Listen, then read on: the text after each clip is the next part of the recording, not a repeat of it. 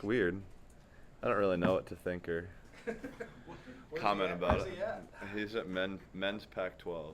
Oh, that's right. That was. Yeah, he came home for like a day or two and then turned around and went right back to Seattle. Because they just had the women's. Yeah, they just finished up the women's. Yeah, Now the yeah. men's are happening right now. So, I mean, it's kind of weird, but I mean, business is still business, you know. It'll be strange kind of not having the normal routine that I've had for so long. But, you know, it'll get me ready for really anything, you know. If I can't do it by myself, then I think we got problems. When's the last time that he hasn't I don't even remember. said that long? Yeah. Maybe '07. I know there was a time in '07 in Missouri. Is that we used to have a Grand Prix in Missouri? Yeah, Missouri Grand Prix. I broke the world record.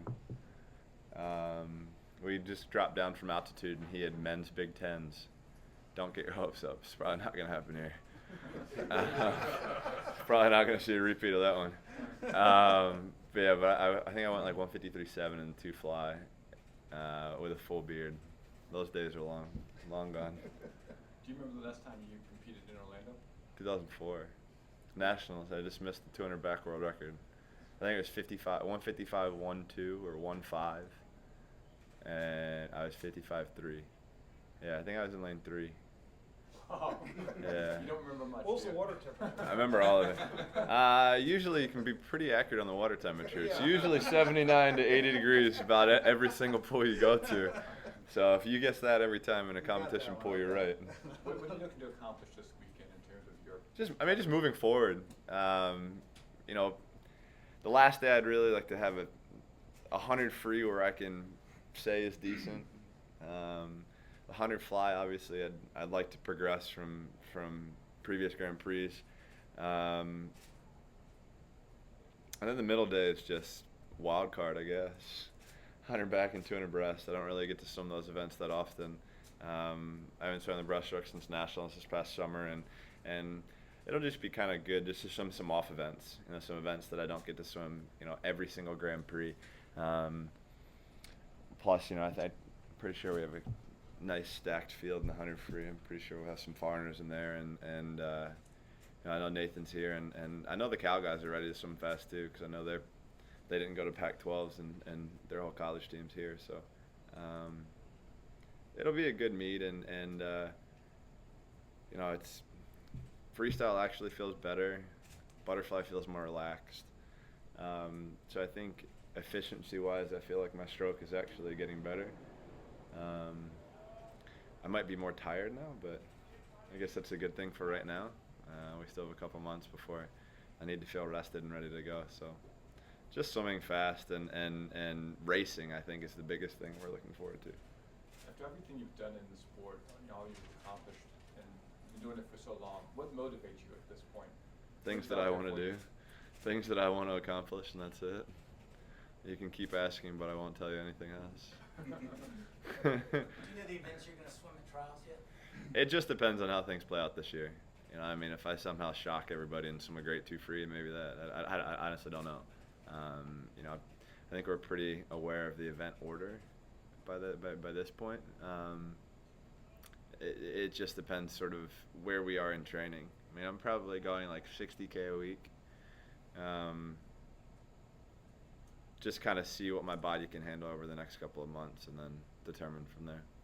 There's only a few months left until you go down to Brazil. Have you been down to Brazil before? How do you I've been a feel couple of about times, being down yeah. I've never competed down there. I've been a couple of times. I've spent some time in the favelas down there, working with children, and it's awesome. And you know, I can't even imagine what it's going to be like for the Olympics.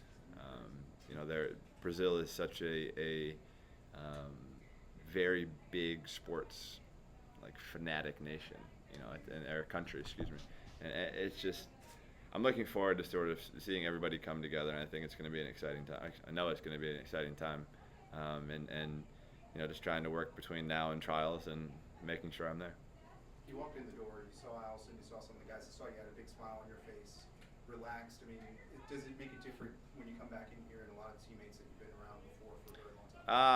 I mean, some of Allison I swim with every day, but it's I'm I guess I'm not as how can I keep it PG for you? I'm a lot more relaxed, really, to be honest. I'm enjoying this experience a lot more than I have over the last 4 years, and leading into this Olympics, and I'm just doing what I love, and I've been able to see better results because of it.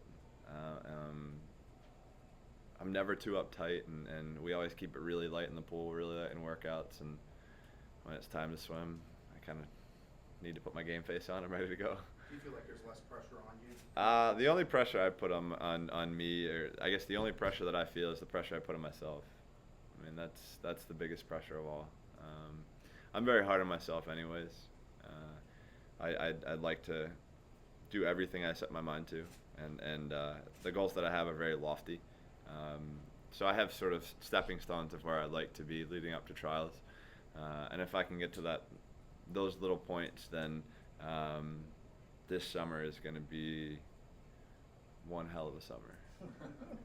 Do you allow yourself to enjoy the process more this time? Is it just allowing yourself to do that? I think sort of during the time off that I had, I was able to kind of have a lot of what I had gone through kind of sink in. So I think it forces me to kind of enjoy the process more, and just realizing what I've gone through through my career. I think for so many years it was just like, okay, I get done one thing, all right, let's turn the page and move forward, and not really take a second and really realize what had happened. And for me, realizing some of the things that I had gone through, it was cool. I've had a pretty good career, a pretty fun career, and this is kind of icing on the cake. And I said that going into 2012, but this is for me, and this is because I want to do it. I actually enjoy being back in the pool. I actually enjoy racing again, competing and training again, and I'm doing it for me, and that's it. So I think that's it's a lot better way to approach this than I think I was going into 2012. From a leadership role, I mean, you've got to be a big part of this team and try and help some of those younger swimmers. Is that a big part of? I'm the old dude. Yeah, I'll say it every time. We do have so many faces, so many new faces in the sport, and so many new faces on the national team, and especially over the next couple of years, we're going to see even more newer faces. So if I can help anybody along the road, I think I'm more willing to do that now than I ever was. And this is a sport that I thought would kind of, I'd still be in it, but not really in it when I retired. And this is a part of me forever.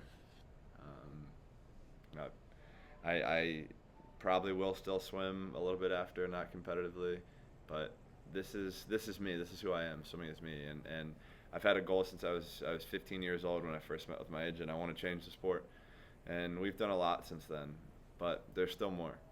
And even though I won't be competing in the pool, I'm going to do everything I can to change whatever I can to make the sport better for the kids coming up, and we're going to see a lot new fresh faces next year that are going to be taking over our shoes, and hopefully they can continue to lead the best swimming country in the world. So what's your key to staying sane from here to Brazil? I have so much going on. It's from a pregnant fiance to training to traveling to finishing a house. My list is a mile long. So it's something. They're all things that I love and I enjoy, and I think that just takes my mind off of everything else. I'm golfing a little bit more here and there, but like I said, I'm just relaxed. I'm just a big kid. 30 is just a number. I don't feel it sometimes, but. Of all the things I wasn't you a can- little freaky for you when you turned 30? At first, my body hurts a hell of a lot more than it ever has. But Wait till you get here, big boy. I know. Man, I heard some of the older athletes when I was in I guess Sydney and Athens, and they were Lenny and all those guys were telling me stories. I was like, man, I don't believe y'all. And sure enough, believe him now. I believe him now. Are you gonna take in some more Arizona State basketball games? I don't know if I'll go back for a curtain distraction. I think I don't know if it was a one-time thing or not. It was fun. I go from time to time. I'll check out a few here and there. It's just different. You know, it's. I know Nicole and I had sat courtside a couple of times for a couple of games, and it's cool watching some of these guys and being on campus and, like, you know, we live for the football team. We're in the weight room with the football guys, you know, every other day, and seeing some of these guys pass you through campus is pretty neat. You know, it's a much different experience than I think Ann Arbor was. You know, I feel like everything is right together at Arizona State, and I feel like Ann Arbor was a little bit spread out. You know, and Ann Arbor was an experience that I'll never forget, and something that I think really helped me grow. You know, it was the first time on my own, but I think I've been able to see a lot more and learn a lot more, and it's pretty neat watching some of these kids now kind of grow up. You know, kind of see some of these kids progress throughout the year. How'd they talk you into doing that? It wasn't hard. They were like, "Do you want to be the curtain of distraction?" And I was like, "What am I doing?" They're like, Chris Farley, Patrick Swayze, Chippendales. I was like, "Whatever." Is that what sure. Yeah, I love the two guys you were with there. Oh my! I mean, they were toned, man. It was awesome. They were like, "I guess this is gonna be my 30 seconds of fame," and little did I know, like, I had no idea it would go that viral. The next day, my Twitter feed just went absolutely wild.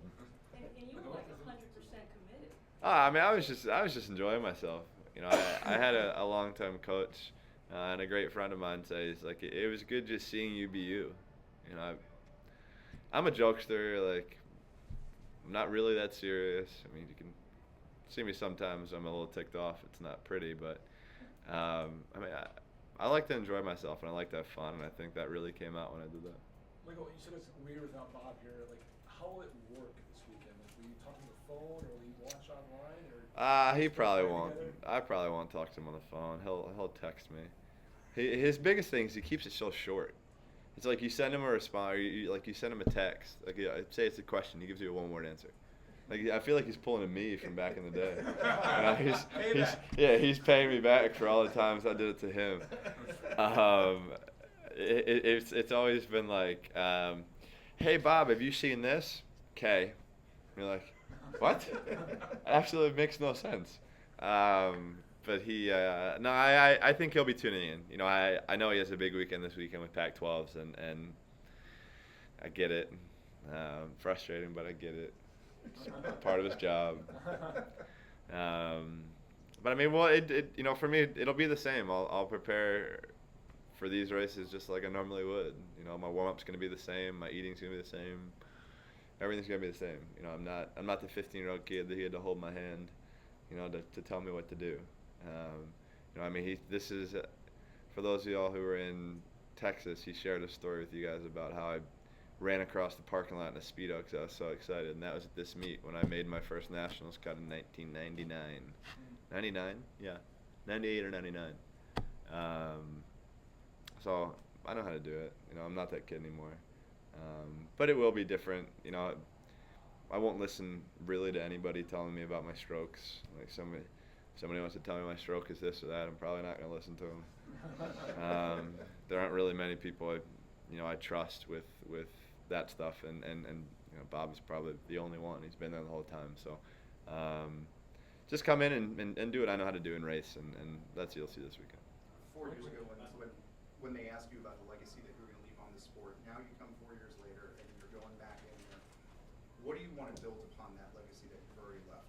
I mean, the expectations you have for yourself going down to Rio. You know, I like I've said to you guys in here today, going to 12, I wanted to get it over with. I didn't really want to do it. I wasn't fully involved or engaged, and you know, I think going into this one and coming out of this one, I honestly would just like to look back in 20 years and say, you know, I'm happy with how my career ended. Because I think if I would have stopped it in 2012, I would have been really disappointed looking back. And as long as, you know, as long as I can have that, I don't care what happens. You know, if I work as hard as I can and go down and don't make a final, that's all I can ask for. You know, will it upset me? Yeah, but I did what I could, and as long as I can get that feeling, and I have that feeling, and Bob and I have that feeling together, that's all we want. Thanks, guys. Thanks, guys. Hey, are you at all